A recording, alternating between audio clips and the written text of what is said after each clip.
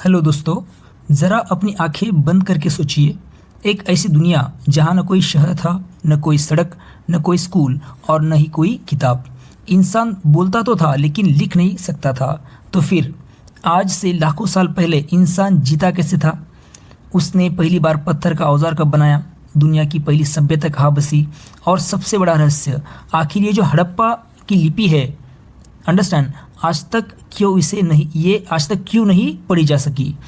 तो ये सब क्वेश्चंस हमारे सामने हैं। तो आइए समय की जो घड़ी है उनको लाखों साल पीछे ले चलते हैं और जानते हैं कि इंसान की जो उस रोमांचक यात्रा को जिसने शिकारी जो सभ्यता थी, सिविलाइजेशन थी, उससे निर्माण होकर अब तक का समय तय किया है। तो आपका स्वागत है अपना जो क्लास 9 का 4th चैप्टर है, early humans and beginning of civilisation, इस चैप्टर को समझने के लिए। अगर वीडियो अच्छा लगे तो चैनल को लाइक शेयर और सब्सक्राइब ज़रूर कीजिएगा। चलिए फिर बिना वक्त गवाए शुरू करेंगे डिटेल में समझने के लिए। द बिग क्वेश्चंस, बड़े सवाल जिसके आंसर हमें इस चैप्टर से मिलने वाले हैं। उसमें फर्स्ट क्वेश्चन है, देखो, how did humans live on earth before the beginning of civilisation? Civilisation की शुरुआत से पहले जो मनुष्य था, ह्यूमंस जो थे, वो पृथ्वी पर कैसे रहते थे? ठीक है। How did humans communicate before writing was invented? Understand, अब ये जो राइटिंग की जो स्किल है, लिखने की जो कला है, इसकी इन्वेंशन से पहले, आविष्कार से पहले मनुष्य जो है आपस में किस तरह से संवाद करते थे?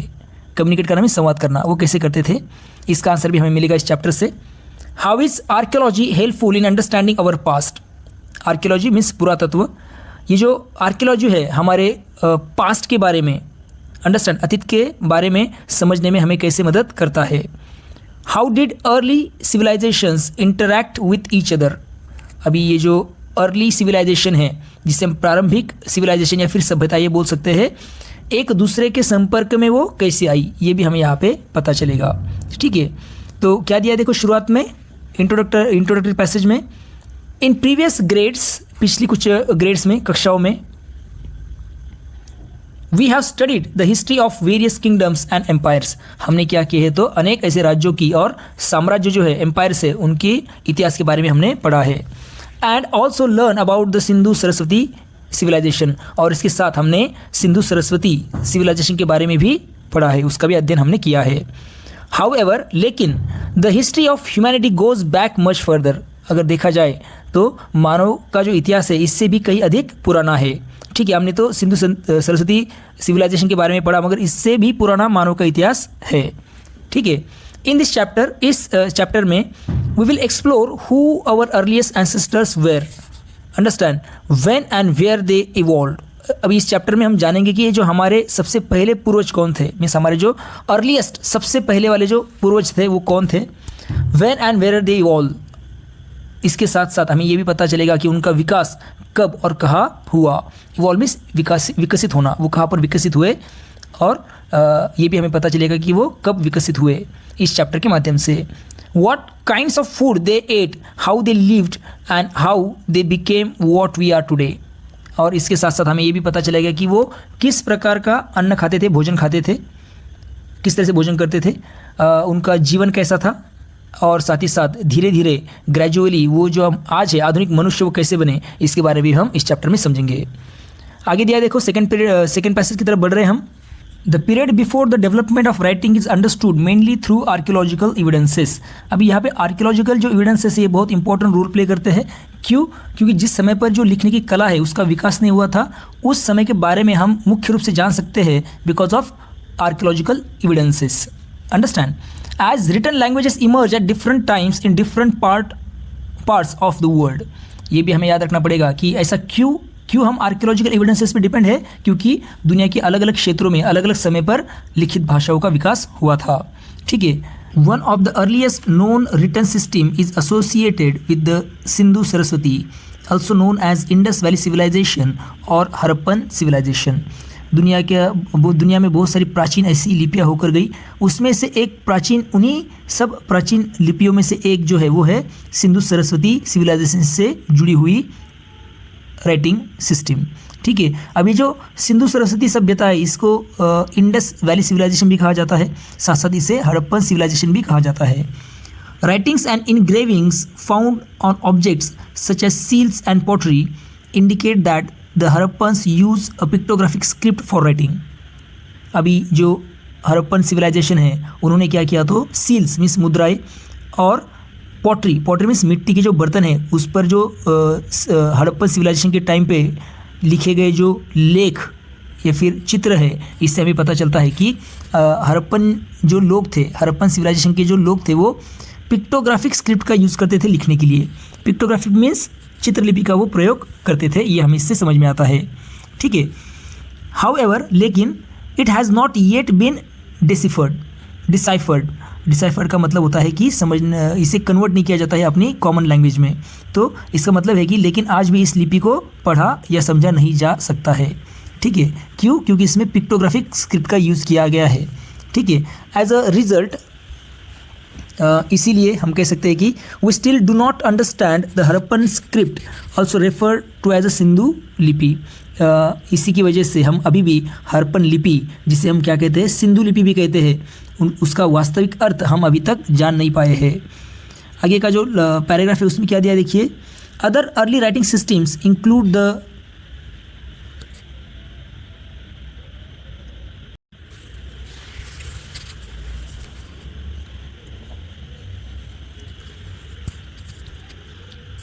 Other early writing systems include the cuneiform script of the Sumerians in Mesopotamia and the hieroglyphic script of ancient Egypt। अभी इसी समय पर और जो है अन्य, अगर आप इंडिया छोड़ के बाकी जगहों की बात करेंगे दुनिया भर की, तो वहाँ पे और दो महत्वपूर्ण ऐसी लिपियाँ विकसित हुई।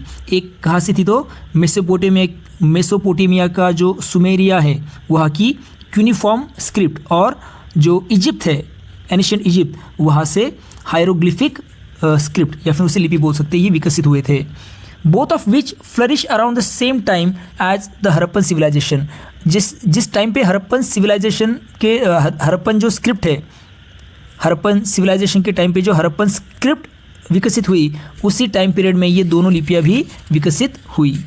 ठीक है, unlike the Harappan script, this scripts have been deciphered by the beginning of historical period about 5000 years ago। अभी ये जो दोनों लिपियाँ हैं, जैसे कि हड़प्पन लिपि पढ़ने में, उसे समझने में क्या लगा था, वक्त लगा या फिर उसे हम समझ नहीं पाए, लेकिन ये जो दोनों लिपियाँ हैं उनको विद्वानों ने सफलतापूर्वक उन्हें पढ़ा और उसे समझ लिया है। अंडरस्टैंड। आगे क्या दिया देखिए, you will learn more about them in the chapter. आप इसके बारे में आगे के चैप्टर में पढ़ेंगे ही, मगर याद रखिए कि Harappan script is the only script जो 5000 ईयर्स बिफोर थी, मगर इसे अब तक कोई भी उसे डिकोड नहीं कर पाया है, उसे समझ नहीं पाया है। ठीक है, लेट्स एक्सप्लोर में आप देख सकते हैं हड़प्पन स्क्रिप्ट का ये सील है। You have studied about the Harappan script in your previous grades. इससे पहले भी हमने पिछले क्लास में भी इससे पढ़ा है, ग्रेड्स में हमने पढ़ा है। Observe this seal carefully and discuss why the script have not been yet deciphered. अभी इस सील को आपको अच्छे से केयरफुली देखना है और डिस्कस करना है कि ये जो स्क्रिप्ट लिखी है ये हमें क्यों नहीं समझ में आई, या फिर हम उसे क्यों डिकोड नहीं कर पाए। ठीक है, also find out what efforts have been made to decipher it. You can use your text book, consult your teacher और रेफर टू ऑनलाइन सोर्सेस। और एक आपको ढूंढना है कि what efforts have been made to decipher it. कौन से efforts लिए गए इसे डिकोड करने के लिए, इसे अंडरस्टैंड करने के लिए। आप टेक्स्ट बुक का यूज़ कर सकते हैं, आप टीचर से कंसल्ट करो, या फिर ऑनलाइन सोर्सेज का भी आप यूज़ कर सकते हैं। ठीक है, तो पहले ही बताया यहाँ पे कि ये जो ये है लैंग्वेज जिसे हम हड़प्पन स्क्रिप्ट बोलते हैं, वो उसमें क्या किया था, तो पिक्टोग्राफिक स्क्रिप्ट का यूज़ किया गया है। तो ये भी एक रीज़न है कि जिसकी वजह से इसे समझना, अंडरस्टैंड करना डिफिकल्ट था। आगे पढ़ेंगे। From about 400 BCE a script known as Brahmi was used in part of southern India and in the Ganga Valley, northern India। लगभग 400 BCE में, अंडरस्टैंड, भारत के जो दक्षिणी भाग है सदर्न इंडिया है, साथ ही साथ गंगा वैली का मीन्स नदर्न इंडिया है, यहाँ पर एक लिपि जिससे कहा गया है ब्राह्मी स्क्रिप्ट। ओके, ब्राह्मी लिपि का प्रयोग होने लगा था 400 BC में। It was later formalized by the Emperor Ashoka, 3rd century BC, and contemporary Iron Age people all over southern India। बाद में जो सम्राट अशोका होकर गए 3rd century BC में, इन्होंने इस लिपि को व्यवस्थित और मानवीकृत रूप देने का काम किया है। ठीक है, उस समय अंडरस्टैंड उस समय के जो कंटेम्प्रेरी आयरन एज के पीपल है all over the southern India, इन्होंने भी इसका उपयोग किया था। You will learn more about the journey of scripts in higher grades. आगे की कुछ कक्षाओं में आप इसको डिटेल में पढ़ेंगे। ठीक है, ये ब्राह्मी इंस्क्रिप्शन है on railing around the stupa at Sanchi Madhya Pradesh. Brahmi script में ये लिखा गया, आप देख सकते हैं कहाँ पर ये अभी जो स्तूपा है कहाँ पे, सांची में, मध्य प्रदेश, वहाँ पर ये आप जाकर देख सकते हैं। The invention of writing before and after, लेखन या फिर लिपि का आविष्कार जिसे हम कह सकते हैं, इन्वेंशन मीन्स आविष्कार, ढूंढना, बिफोर एंड आफ्टर। अब ये जो लिपि का आविष्कार है उसके पहले की बात और अब आफ्टर, बिफोर एंड आफ्टर, ये हम सोचेंगे राइटिंग के बारे में। अभी बिफोर में हम देखेंगे ह्यूमन हिस्ट्री मीन्स मानव का इतिहास। अगर बिफोर में बात करें, ये जो लिपि है उसका आविष्कार होने से पहले या फिर लेखन कला जो है वो विकसित होने से पहले क्या है, तो more than 99% of human history falls under this period.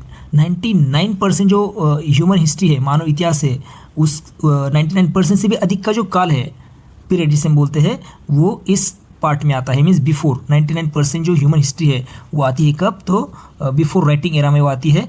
कब, 3 million years ago to 5000 years ago. Means इसमें जो आने वाला कार्यकाल है वो कितना है, तो 3 मिलियन मीन्स 30 लाख वर्ष से लेकर 5000 वर्ष तक का जो टाइम पीरियड है वो आता है किसमें, the invention of before writing, before, जब राइटिंग किसी को मालूम नहीं थी। मीन्स 99% हिस्ट्री उसमें आती है ह्यूमन की। आफ्टर में हम देखेंगे जब हमने लिपि का आविष्कार किया या फिर लिखने लगे ह्यूमन, तो हम देख सकते हैं कि less than 1% of human history fall under this period. 1% से भी कम का जो काल है, पीरियड है, वो इस पार्ट में आता है। और जो लास्ट 5000 ईयर्स है वहाँ से लेकर प्रेजेंट टाइम का पीरियड ये आता है किसमें, तो आफ्टर में। मीन्स तब राइटिंग जो है उसका आविष्कार हो चुका था, लेखन या फिर लिपि का आविष्कार हो चुका था। राइटिंग मीन्स लिपि कंसिडर करो यहाँ पे। मेन सोर्स फॉर रिकंस्ट्रक्शन, अभी जो इतिहास है, मानव का इतिहास, वो जानने के जो मुख्य स्रोत है इसके बारे में हम समझेंगे। लिपि जो है उसका आविष्कार होने के पहले कौन सी चीज़ें थी जो सोर्स के रूप में यूज़ की गई है उस टाइम के मानव का इतिहास जानने के लिए। ठीक है, तो उसमें tools, implements and other material objects made by human, इसमें कौन सी चीज़ें आती है, तो मैंने आपको बताया टूल्स मीन्स औजार, उपकरण और अन्य ऐसी वस्तुएं, अंडरस्टैंड, जो ह्यूमन ने बनाई थी। They are major sources for reconstructing human peoples way of life. इसका मुख्य रूप से उपयोग किया गया है जो लोग थे उस समय के, उनके जीवन को समझने के लिए। ठीक है, बिफोर राइटिंग याद रखिए, मीन्स लिपि का आविष्कार होने से पहले।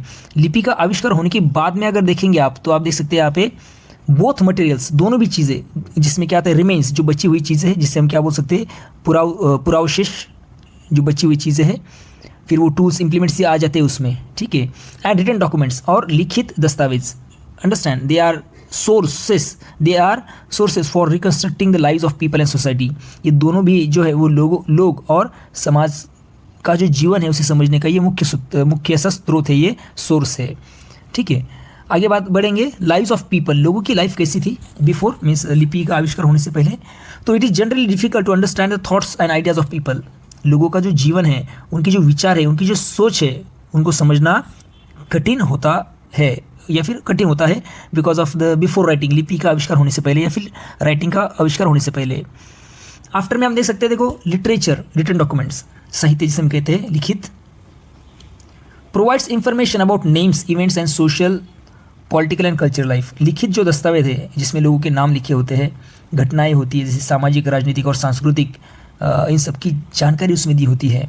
ठीक है, तो लाइफ हमें समझ में आ जाएगी लोगों की कैसी है।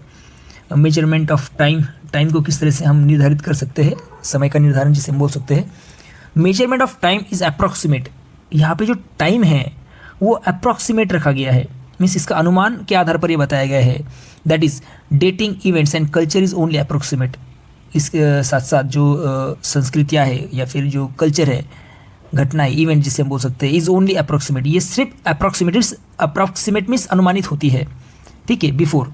आफ्टर अगर बात करेंगे तो you can see that dating of culture and events become relatively accurate. अभी ये जो कल्चर है, संस्कृति या फिर घटनाएं हैं, वो एक्यूरेट बताई जाती है।